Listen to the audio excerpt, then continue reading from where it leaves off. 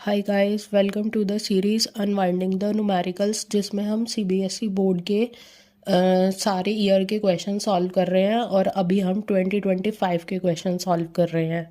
So let's see the question. Calculate EMF of the following cell at 25 degree Celsius. Basically यहाँ पे तुमसे सीधा सीधा नॉन स्टिक इक्वेशन लगा रहा है, नॉन स्टिक इक्वेशन के बारे में पूछ रहा है। तो इसने एक ये सेल दे दिया है। अब इस सेल को हम कैसे अनवाइंड करते हैं? जो भी हमारा लेफ्ट साइड पे होता है वो एनोड होता है, बीच में हमारा ये इलेक्ट्रोलाइट होता है यानी पार्टीशन होता है सेल का, एंड जो राइट साइड पे होता है वो हमारा रिडक्शन होता है। बेसिकली इस जिंक में हमारा ऑक्सीडेशन हो रहा है यानी वो एनोड है, कैडमियम में हमारा रिडक्शन हो रहा है यानी वो कैथोड है, एंड यहाँ पे हमें दोनों की रिडक्शन पोटेंशियल गिवन है। तो हम अपनी इक्वेशन लिखेंगे, जिंक कहाँ पे जा रहा है, 0 से +2 जा रहा है, कैडमियम +2 से 0 जा रहा है।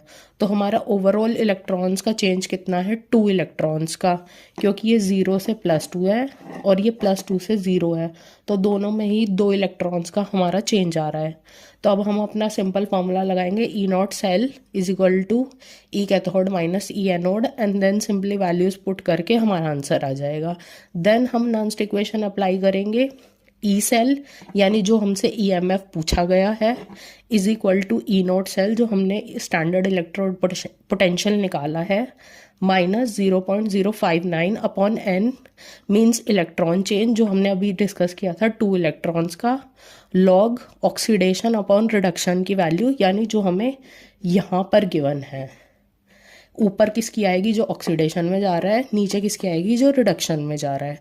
देन हम सारी वैल्यूज़ को पुट कर देंगे। तो हम इसको सॉल्व करेंगे तो 1/10 इंटू 1 इंटू 1000, तो ये ऐसे log 10 आ जाएगा। देन हम इस पूरे को सॉल्व करेंगे एंड वैल्यू निकाल देंगे। ये बेसिकली हमारी ईएमएफ की वैल्यू है जो हमसे पूछी गई थी। I hope this will be helpful for you. Thank you.